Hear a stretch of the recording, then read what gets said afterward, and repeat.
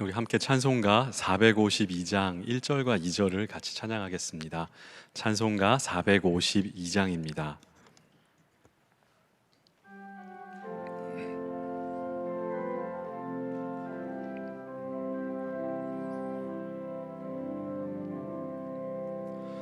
내 모든 소원 기도의 제목 예수님 닮기 원함이라. 예수님 형상 나 입기 위해 세상의 보화 아끼잖네. 예수님 닮기 내가 원하네. 날 구원하신 예수님을 내 마음속에 지금 고도사 주님의 형상 인치소서. 무한한 사랑 풍성한 긍휼 슬픈 자 위로 하시는 주. 길 잃은 죄인 부르는 예수 그 영상 담게 하옵소서.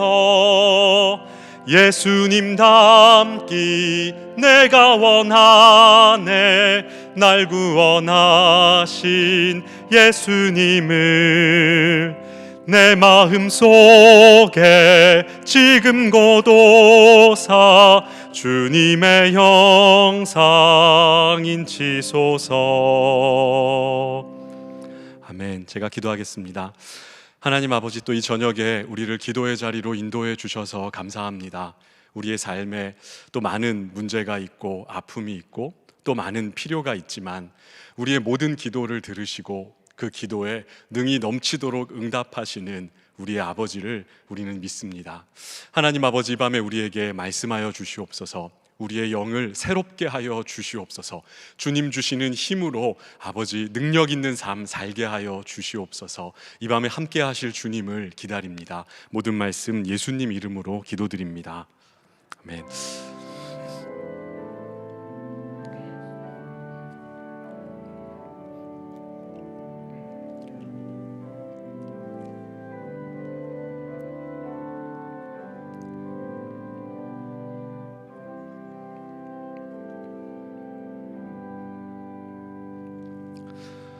이 밤에 함께 볼 말씀은 누가복음 17장 1절부터 19절까지의 말씀입니다.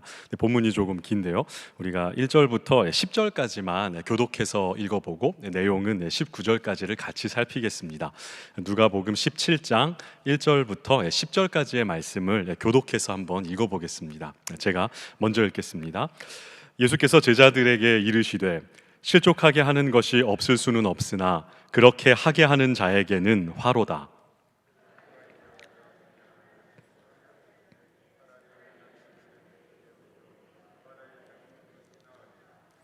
너희는 스스로 조심하라. 만일 내 형제가 죄를 범하거든 경고하고 회개하거든 용서하라.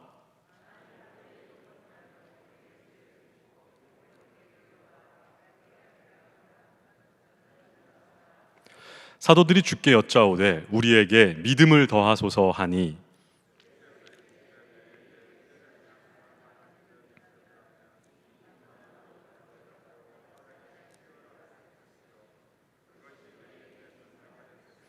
너희 중 누구에게 밭을 갈거나 양을 치거나 하는 종이 있어 밭에서 돌아오면 그더러 곧 와 앉아서 먹으라 말할 자가 있느냐?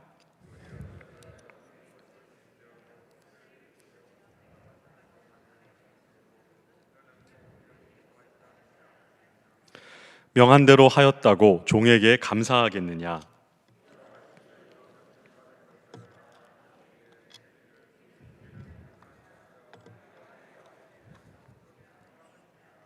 아멘. 감사합니다. 네, 여러분, 우리는 계속해서 누가복음 17장의 이제 말씀을 살펴보려 합니다. 오늘 이제 17장 전반부의 말씀을 살펴보고 나면 다음 주에는 이제 후반부의 말씀을 살펴볼 것입니다. 여러분, 누가복음은 15장이 지나가면서부터는 그 청중들, 그 대상들이 특정지어서 반복되기 시작합니다. 15장에는 예수님께서 바리새인들에게 이야기를 하셨습니다. 바리새인들에게 한 마리 양을 찾는 비유, 또 드라크마의 비유, 그리고 잃은 아들을 기다리는 탕자의 비유 등을 말씀하셨고, 또 16장 1절부터는 불의한 청지기의 비유를 제자들에게 또 말씀하셨습니다. 다시 16장 14절부터는 부자와 나사로의 비유를 바리새인들에게 말씀하고 계셨습니다. 각각의 세세한 의미들은 다 다를 수 있지만 여러분이 누가가 전개하는 이야기는 하나로 귀결됩니다. 임박한 하나님의 나라가 어떻게 유대 사회의 묵은 통념들을 깨뜨리고 이 땅에 새로운 질서를 가져오는가? 이 새로운 질서인 하나님의 나라는 우리에게 무엇을 요구하는가? 하나님의 나라라는 하나의 주제로 우리는 이것을 좀 귀결해 볼 수 있습니다. 이 나라는 죄인들이 환영받는 나라였고, 또 잃어버린 자를 찾고 기다리시는 아버지가 있는 나라였습니다. 재물과 율법에 대한 새로운 이해가 요구되고 또 새로운 적용을 필요로 하는 나라였습니다. 율법을 지켰다 할지라도 이 율법이 가리키는 참된 메시아 예수님을 몰라보면 바리새인이라 할지라도 또 아브라함의 후손이라 할지라도 하나님께 복을 받은 부자라고 할지라도 절대로 들어갈 수 없는 나라, 그것이 누가가 지금 줄기차게 설명하고 있는 하나님 나라의 본질이었습니다. 오늘 예수님께서는 이 나라를 살아내는 제자들에게 4가지의 교훈을 주십니다. 그리고 정말 칭찬받는 믿음은 어떠한 것인지를 우리에게 도전하는 것으로 여러분 오늘 본문은 구성되어 있다고 볼 수 있습니다. 먼저 4가지의 교훈을 하나씩 차례로 살펴보고 싶습니다. 1절입니다. 예수께서 제자들에게 이르시되 실족하게 하는 것이 없을 수는 없으나 그렇게 하게 하는 자에게는 화로다. 첫 번째 교훈은 형제가 넘어지지 않도록 주의해야 한다는 것입니다. 넘어지게 하다, 누군가를 걸려서 넘어지게 하다. 헬라어 동사로 스칸달론이라는 동사가 사용됩니다. 여러분, 이 단어는 덫에 미끼를 의미하는 단어였습니다. 그래서 이 17장 1절을 여러분 현대인의 성경은 이렇게 번역합니다. 예수님이 제자들에게 이렇게 말씀하셨다. 세상에는 죄짓게 하는 일이 언제나 있게 마련이지만 죄짓게 하는 그 사람에게는 불행이 닥칠 것이다. 실족하게 한다는 말은 다른 이로 하여금 죄를 짓게 한다는 말과 같다는 의미입니다. 여러분, 마태복음 이제 16장 23절에 가면 예수님께서 베드로를 책망하실 때 또 이렇게 이야기하십니다. 예수님의 죽음과 부활을 이야기하는 예수님 앞에 베드로는 예수님께 항변하며 항의했습니다. 주님, 그런 일이 결코 주님께 일어나지 않을 겁니다. 그러자 예수님께서는 베드로에게 이렇게 말씀하셨죠. 사탄아, 내 뒤로 물러가라. 너는 나를 넘어지게 하는 자로다. 예수님을 넘어지게 한다 할 때 이 단어도 역시 스칸달론이라는 단어가 사용되었습니다. 누군가를 실족하게 하는 일, 믿음을 떠나게 하는 일이고, 이것은 하나님의 뜻을 거슬러서 죄를 짓는 일을 의미하는 것이죠. 예수님께서 이 하나님 나라 공동체를 살아내는 제자들에게 첫 번째 이 교훈을 주시면서 예수님께서는 이러한 일들이 반드시 일어난다고 이야기하십니다. 실족하게 하는 일이 없을 수는 없으나 그렇게 하는 자에게는 화로다. 없을 수가 없다. 이중부정을 의미합니다. 하나님 나라의 공동체에는 반드시 이러한 일들이 일어날 것이다. 죄를 짓게 하고 죄를 짓고, 이러한 일들이 하나님 나라 공동체에는 반드시 일어날 거야. 여러분, 저는 이 말이 너무나 가슴이 아픕니다. 예수가 다스리는 메시아의 나라, 하나님 나라가 이 땅에 올 것들을 대망하고 기다렸습니다. 우리도 그렇고 당시의 제자들도 이 하나님 나라를 대망하며 기다려왔습니다. 하나님이 다스리시는 샬롬의 나라, 평강의 나라, 생명과 의가 넘치는 그 나라가 임해서 우리가 그 나라를 살아가면 우리는 얼마나 행복할까? 제자들은 기대했을 것입니다. 그런데 예수님께서 그 나라를 살아가고자 하는 이 제자들에게 초장부터 찬물을 끼얹는 것이죠. 그 나라를 살아가는 너희들에게 미안하지만 없을 수 없는 일, 반드시 일어나는 일 하나가 있다. 그게 뭐냐면 형제를 실족하게 하는 일이고, 너희 가운데 죄로 인해서 서로를 찌르는 그런 일들이 일어날 거야. 예수님은 이야기하는 것이죠. 오늘 본문은 특별히 작은 자에게 이러한 일들을 너희가 하면 너희에게는 화가 있을 거다, 이렇게 이야기하는데요. 오늘 본문의 작은 자는 문자적으로 그냥 나이가 어린 아이들을 의미할 수도 있지만 더 나아가서 교회의 신앙생활을 시작하는 새 가족들을 의미할 수도 있고 더 넓게는 하나님의 자녀인 저와 여러분 모두를 가리키는 것으로 우리는 이해할 수가 있습니다. 이 실족하게 하는 일, 죄를 짓는 일들은 구체적으로 어떤 것을 또 의미할 수가 있을까요? 여러분, 전통적으로 이 본문은 이단의 가르침을 퍼뜨리는 행위로 이해해 왔습니다. 이단의 가르침을 가지고 교회의 바른 성도들을 바른 신앙에서 꿰어내는 그러한 일들이 이것을 의미하는 거야. 전통적으로 초대교회는 이 가르침을 이렇게 이해해 왔습니다. 그러나 여러분, 20세기의 신학자였던 본 회퍼는 이 본문을 공동체 생활과 연계해서 이해했습니다. 우리가 하나님 나라의 공동체를 이루고 살아갈 때 우리는 우리의 죄 때문에, 연약함 때문에 우리는 반드시 누군가를 찌르고 누군가를 죄짓게 하고 또 죄의 빌미를 제공하기도 하는 이러한 일들이 공동체 안에 일어날 수가 있다는 것이죠. 아니, 일어나지 않을 수는 없다는 것입니다. 여러분, 이러한 자들을 향하여서 오늘 예수님은 아주 엄중한 경고 하나를 하십니다. 2절입니다. 그런 자는 차라리 연자맷돌을 메고 바다에 던져지는 것이 낫다. 우리 예수님은 그렇게 말씀하십니다. 실족하게 하는 일이 없을 수는 없는데, 그러나 그 일을 한 당사자는 그는 차라리 그 일을 하고 마지막에 하나님의 심판을 받는 것보다 그 일을 하기 전에 지금 죽어서 하나님의 심판대 앞에 서는 것이 더 낫다는 과장법입니다. 여러분, 하나님의 눈에 저와 여러분은 가장 귀한 막내 아들, 막내 딸과 같을 것입니다. 집에 있는 가장 이쁜 아이, 그 아이를 누군가가 납치해 갔다고 생각해 보십시오. 아니면 그 이쁜 아이에게 옷을 정갈하게 입히고 깨끗하게 입혀서 길거리에 데리고 나갔는데 누군가 내가 사랑하는 그 막내 아이에게 똥물을 끼얹었다고 생각해 보십시오. 부모인 여러분들은 화가 나지 않을 수가 없을 것입니다. 하나님의 눈에 이 귀한 자녀인 우리 한 사람 한 사람은 그와 같습니다. 그래서 우리가 하나님 나라의 공동체를 이루고 살아갈 때 이 귀한 작은 자와 같은 우리 형제 자매들을 죄짓게 한다면 여러분, 이러한 일들이 없을 수는 없지만 하나님의 준엄한 심판의 경고를 들어야 한다는 것이죠. 그래서 3장 1절에서 3장 전반부에서 성경은 이렇게 경고합니다. 너희는 스스로 조심해라. 예수님의 4가지 교훈 중 첫 번째 교훈은 형제가 넘어지지 않도록 주의하라는 것입니다. 그러면 두 번째 경고는 여러분 무엇일까요? 두 번째 경고는 3절 하반절에 나와 있습니다. 내 형제가 죄를 범하거든 경고하고 회개하거든 용서하라. 죄에 대하여 경고하고 회개하면 용서하라. 이것이 하나님 나라 공동체를 살아내는 제자들을 향한 우리 예수님의 두 번째 경고의 말씀입니다. 죄, 하나님의 뜻이 아닌 그 일들을 향하여서 경고해라. 그리고 그들이 회개하고 돌이키면 그들을 용서해라. 이것이 우리 예수님의 두 번째 교훈이었습니다.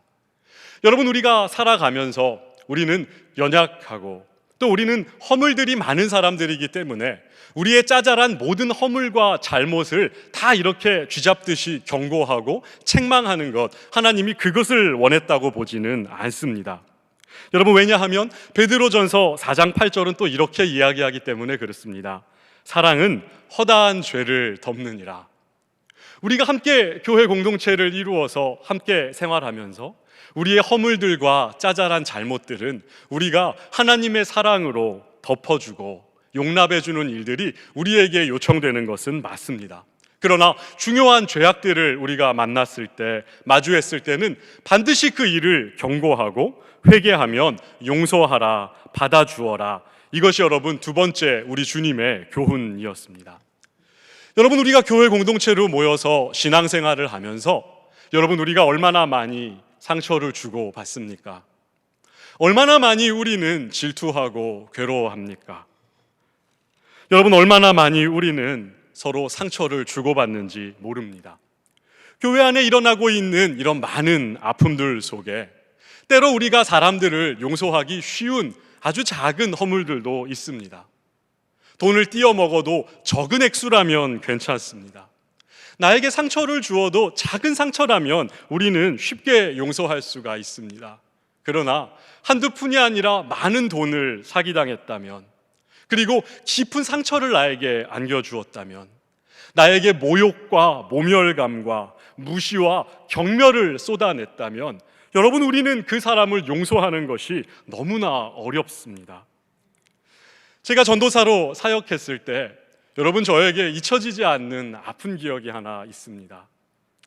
저는 믿지 않는 집안에서 예수님을 처음 믿어서 이렇게 사역자의 길에 들어왔는데요, 서울에서 전도사로 사역하는 큰 교회에, 한국교회에 아주 수만 명 목회하시는 목사님의 모교회에서 잠시 사역했던 적이 있었습니다. 그때 많은 분들은 그 목사님의 친구들이었고 학창시절부터 함께 자라온 집사님들, 친구분들이었습니다. 그분들과 함께 사역하는 것이 나이 어린 전도사인 저에게는 아주 어려운 일이었습니다. 교사회의를 하거나 무슨 회의 자리가 있을 때 그분들은 보란듯이 나이 어린 저를 무시하고 멸시했습니다. 아니, 전도사님이 뭔데 우리에게 이런 것들을 하라고 말하는 겁니까? 그리고 자기들끼리 깔깔대며 웃는 일들이 참 많았습니다. 그 교회 사역을 하며 2번 교회 화장실에 가서 수돗물을 틀어놓고 눈이 토끼 눈처럼 빨개질 때까지 울었던 기억이 선명합니다. 어느 날 예배를 마치고 교회 앞마당에서 교제를 할 때 저희 선생님 중 한 분인 그 집사님이 제 흉을 보며 하는 이야기를 뒤에서 들었습니다. 어디서 근본 없는 집안의 자식이 사역한다고 와서, 예수 믿지 않는 집안에, 근본 없는 집안의 자식이 와서 우리 앞에서 사역한다고. 여러분, 저는 평생 사역을 하면서 그렇게 아팠던 순간이 없었습니다.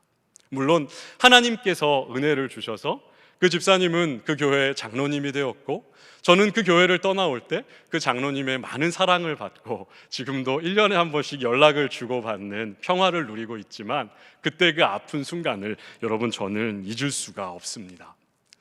교회 생활을 하며 누군가 우리에게 모멸감을 주고 잘못을 할 때, 차라리 오늘 예수님이 말씀하신 것처럼 돌이켜 회개하고 용서를 구하면 어쩌면 우리는 용서를 할 수 있을지도 모르지만, 대개의 경우 사람들은 그것조차 하지가 않습니다.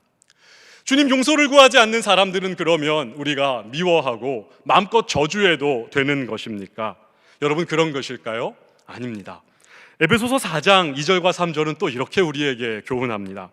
오래 참음으로 사랑 가운데서 서로 용납하고 평안에 매는 줄로 성령이 하나 되게 하신 것을 힘써 지키라. 우리에게 용서를 구하지 않는 사람들을 우리가 용서해야 할 의무는 없지만 우리는 그들을 용납해야 할 의무가 있다, 성경은 이야기하고 있는 것이죠. 얼만큼 우리는 사람들을 인내하고 용서하고 용납해야 할까요? 오늘 본문은 하루에 7번이라도 그렇게 해야 한다 이야기합니다. 우리가 예수님께 용서를 받은 횟수만큼, 우리가 예수님께 용납받은 그 횟수만큼 우리에게 잘못한 사람들을 용납하고 용서하면서 살아야 해. 우리 예수님은 2번째 교훈을 제자들에게 이렇게 주었습니다. 이렇게 이야기하자 이제 제자들이 우리 예수님께 반문합니다. 뭐라고 반문합니까? 5절입니다. 5절을 같이 한번 다시 읽어볼까요? 5절입니다. 시작. 사도들이 주께 여짜오되,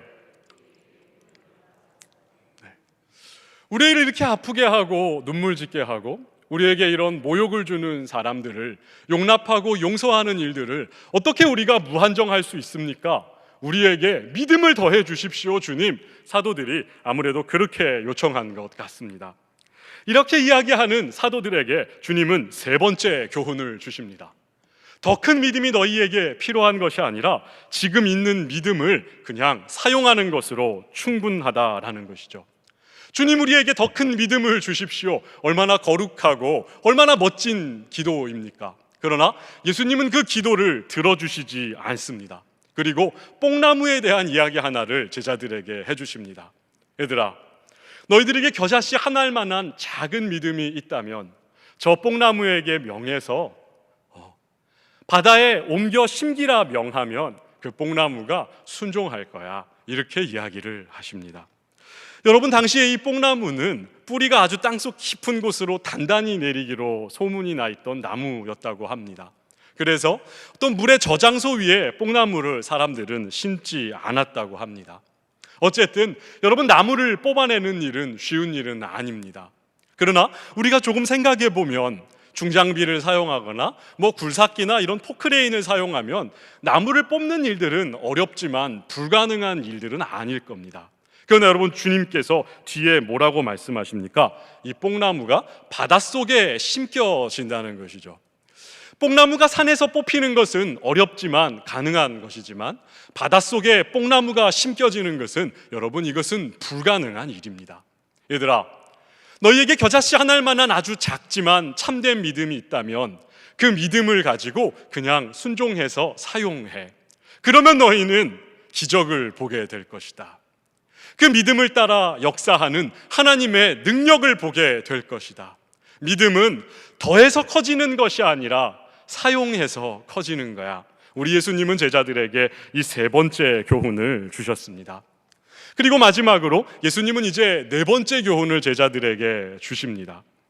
여러분, 이렇게 우리가 스스로 주의해서 형제들이 넘어지지 아니하도록, 죄를 짓지 아니하도록 애써서 주의하고, 또 그렇지 않다 하더라도 우리에게 죄 지은 자가 용서를 구하면 또 믿음을 가지고 그들을 어금니 꽉 깨물고 용서해보고, 작은 믿음이지만 지금 내게 주신 믿음을 사용해서 순종해서 이런 일들을 하고 나면 아마 이 사람의 마음은 높아지기에 충분하지 않겠습니까? 내가 기특한 일들을 해냈어. 내가 주님의 말씀에 순종했어. 내가 정말 어려운 일인데 내가 지금 잘 해냈어. 이 사람의 마음은 한껏 높아질 수 있습니다. 이런 제자들을 향하여서 주님은 네 번째 교훈을 주십니다. 얘들아, 겸손한 섬김을 보여라. 한 종의 이야기를 예수님은 제자들에게 들려주십니다. 밭에서 일하고 온 종, 아니면 들에서 양을 치고 온 종이 하나 있다고 해보자. 이 종이 열심히 일을 끝마치고 집에 돌아왔을 때 그 종을 보고 수고했다, 나와 함께 식탁에 앉아서 넌 먹어도 돼, 이렇게 이야기하는 주인은 없지. 예수님은 그렇게 물으십니다. 여러분, 당시에 이 로마 사람들은 이렇게 말하곤 했습니다. 우리에게는 두 가지의 도구가 있다. 말할 줄 아는 도구와 말 못하는 도구가 있어. 로마 사람들에게 종, 이 노예들은 말 못하는 도구와 같은 존재였습니다. 그렇기 때문에 생사여 탈권을 쥐고 있는 이 노예들이 열심히 일을 했다고 해서 이 종들에게 상을 주고 칭찬해 주는 일들은 흔히 일어나는 일들이 아니었던 것이죠. 예수님께서 계속 이야기하십니다.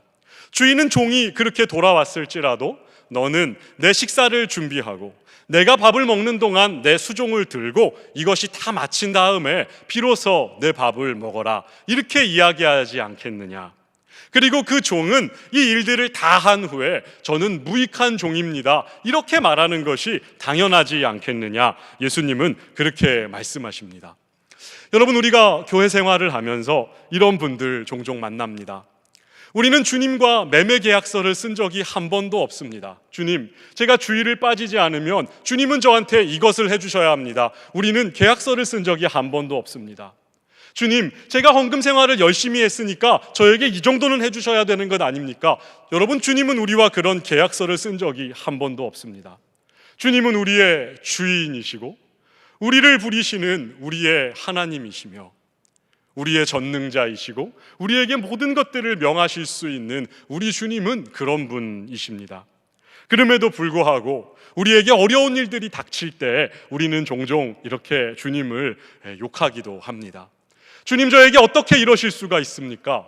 제가 이렇게 신앙생활을 열심히 해온 횟수가 얼마이고 제가 예배를 빠지지 않고 헌금을 이렇게 드려왔는데 어떻게 저의 가정에 이렇게 하실 수가 있습니까? 주님 앞에 우리의 공로를 요구하고 주님의 보상을 요구하는 일들이 하나님 나라 공동체에 자주 있는 것이죠.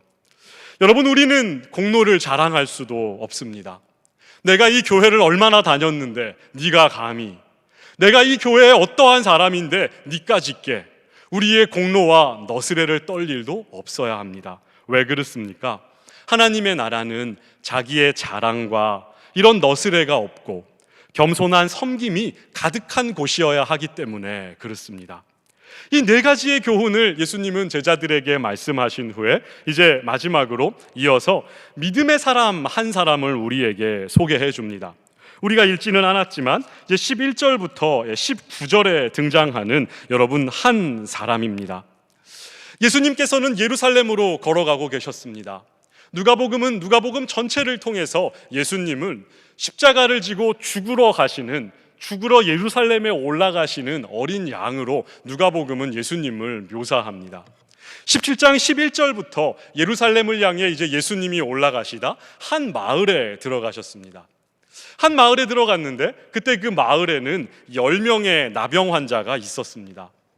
나병, 옛날 말로 문둥병, 그렇게 말하는 나병 환자들이 있었습니다. 여러분이 나병 환자들도 예수님에 대한 이야기를 들었습니다. 사람의 병을 고치고 죽은 자를 살리고 하나님의 아들이라 일컫는 그런 이스라엘의 능력 많은 선생님이 오시는구나. 그래서 이들은 멀찌감치 멀리 떨어져서 예수님을 향해 소리치기 시작했습니다. 당시의 이 나병은 오늘날 코로나처럼 사람들에게 격리를 요하는 질병이었습니다. 그래서 레위기의 율법도 이 나병이 걸린 사람들을 진 밖에, 이스라엘의 거주지 밖에 머무르라고 명령했습니다. 그렇기 때문에 오늘 이 10명의 나병 환자들은 마을로 들어오시는 예수님 가까이에 있지 않고 먼 발치에 떨어져서 예수님을 향해 소리쳤습니다. 예수님, 저희를 좀 불쌍히 여겨 주십시오. 멀리서 예수님께 소리쳤습니다. 이들의 외침을 들은 예수님도 멀리 떨어져 있었기 때문에 아마 이들에게 소리로 답했을 것 같습니다. 너희의 몸을 제사장에게 가서 보여줘라 라고 말이죠. 이들의 대화는 멀리 떨어져서 메아리가 치는 단 2마디의 대화에 불과했습니다. 예수님의 이 외침을 들은 10명의 나병 환자들은 그래도 믿음을 가지고, 예수님을 선생님이라 불렀던 이들은 믿음을 가지고 제사장을 향해 나아가기 시작했습니다. 여러분, 원래 레위기 율법이 규정하고 있는 순서는 그렇지가 않습니다. 율법이 규정하는 순서는 나병 환자들이 먼저 나병이 다 떠나간 후에, 깨끗함을 입은 후에 깨끗해졌다는 증서, 확인증을 받기 위해 제사장에게 가는 것이 순서입니다. 그러나 예수님은 이 나병 환자들에게 그 순서를 무시하고 제사장에게 가서 너희들의 몸을 보여주라고 명령하셨습니다. 그리고 이 10명의 나병 환자들은 믿음을 가지고 그냥 제사장에게로 갔습니다. 하지만 가는 도중에 어떠한 일들이 일어납니까? 썩은 살이 떨어져 나가고 새 살이 돋아나고 나병이 떠나가는 일들이 가는 그 길 도중에 이 10명의 나병 환자들에게 일어났습니다. 그러자 이 9명, 10명 중에 9명은 감격과 기쁨을 가지고 자기들이 가고 싶은 곳으로 달려가 버렸습니다. 와, 신난다. 드디어 병이 떠나갔다. 역시 예수님은 이스라엘의 선생님이었어. 예수 선생님이 이러한 일들을 우리에게 베풀어 주셨어. 이들은 9명은 멀리 제 갈 길로 기쁨을 외치며 떠나가 버렸습니다. 그런데 단 한 명의 이 나병 환자는 하나님을 찬양하고 예수님에게로 돌아왔습니다. 그리고 예수님의 발 앞에 무릎을 꿇고 엎드렸습니다. 예수님이 이 나병 환자에게 묻습니다. 고침받은 자는 10명인데 9은 어디 있느냐? 이 사마리아 사람 1명 외에는 돌아온 자가 없단 말이냐? 가라, 내 믿음이 너를 구원하였다. 예수님은 이 돌아온 1명의 사마리아인에게 구원을 약속하셨습니다.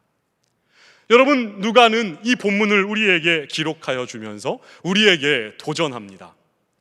여러분의 믿음은 하나님 나라에 들어가기에 합당한 믿음이 맞습니까?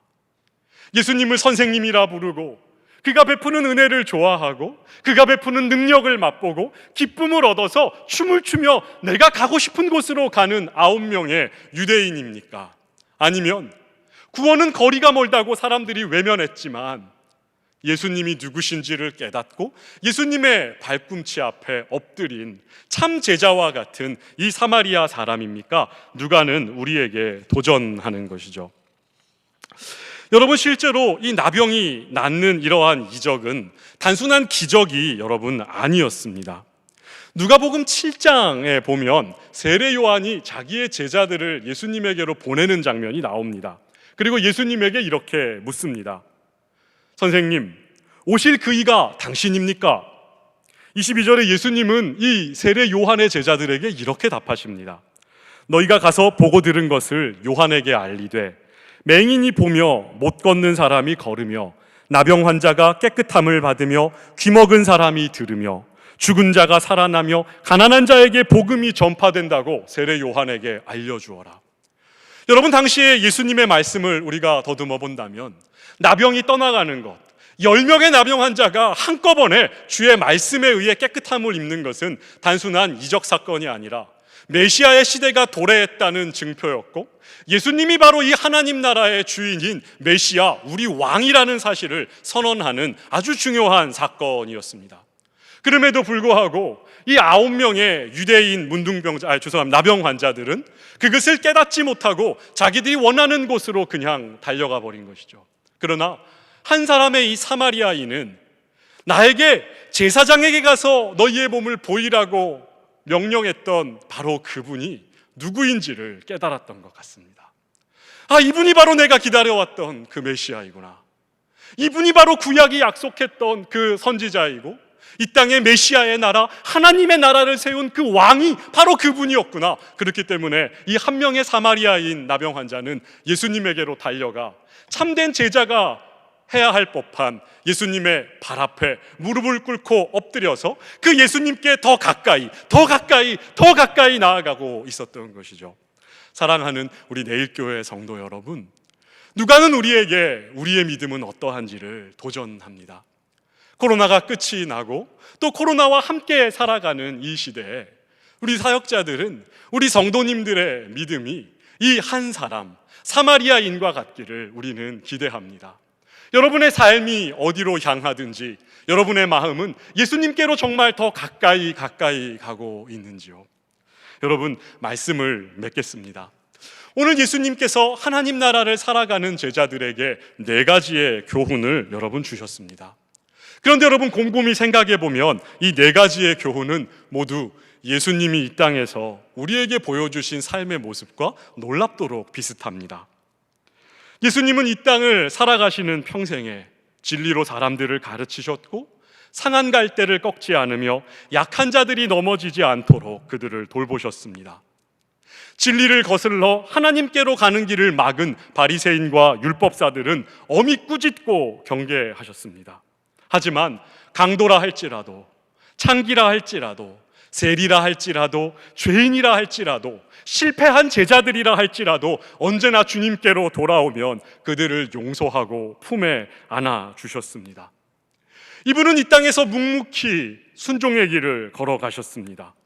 하나님께 무엇을 더 달라고 이야기한 적도 없었고, 무엇이 더 필요한다고 하나님께 이야기한 것도 복음서에 별로 보이지 않습니다.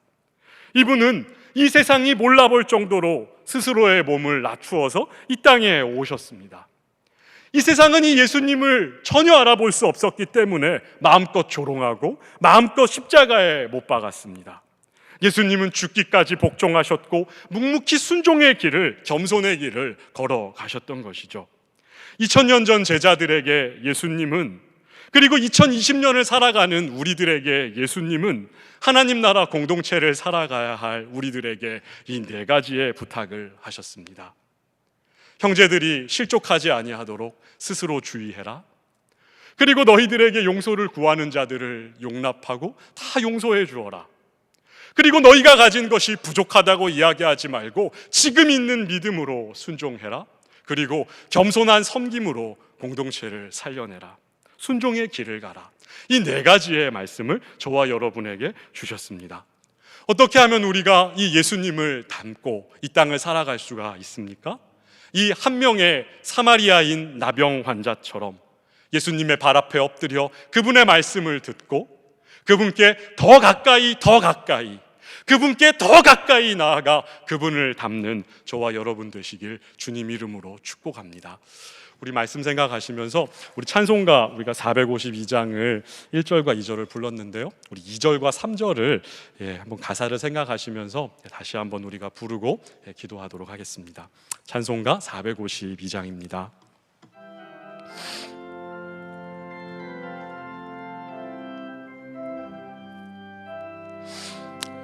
무한한 사랑, 무한한 사랑, 풍성한 긍휼, 슬픈 자 위로 하시는 주. 길 잃은 죄인 부르는 예수, 그 형상 담게 하옵소서. 예수님 닮기 내가 원하네, 날 구원하신 예수님을 내 마음속에 지금 고도사 주님의 형상 인치소서. 겸손한 예수, 거룩한 주님, 원수의 멸시 참으시사 우리를 위해 고난을 받은 구주를 닮게 하옵소서. 예수님 닮기 내가 원하네, 날 구원하신 예수님을 내 마음속에 지금 고도사 주님의 형상. 우리 3절 다시 할까요? 겸손한 예수, 겸손한 예수, 거룩한 주님, 원수의 멸시 참으시사 우리를 위해 고난을 받은 구주를 닮게 하옵소서. 예수님 닮기 내가 원하네, 날 구원하신 예수님을 내 마음속에 지금 고도사 주님의 형상 인치소서. 제가 한번 기도하겠습니다. 하나님 아버지, 또 누가복음 17장 말씀을 통하여서 또 하나님 나라를 살아가는 제자들에게 주님께서 4가지의 교훈을 주신 것을 기억합니다. 형제가 실족하지 아니하도록 주의해라. 그러한 일들이 일어나지 않을 수는 없지만 그 일을 하는 자는 연자맷돌을 메고 바다에 죽는 게 낫다, 엄히 경고하셨습니다. 하지만 우리에게 죄를 짓고 또 뉘우쳐 돌이키는 자들을 무한히 용서하고 용납하라고 말씀하셨습니다. 또 우리에게 믿음이 없어서 못한다고 말하는 우리에게 지금의 믿음으로 충분하니 순종해서 그 길을 가라 말씀하셨습니다.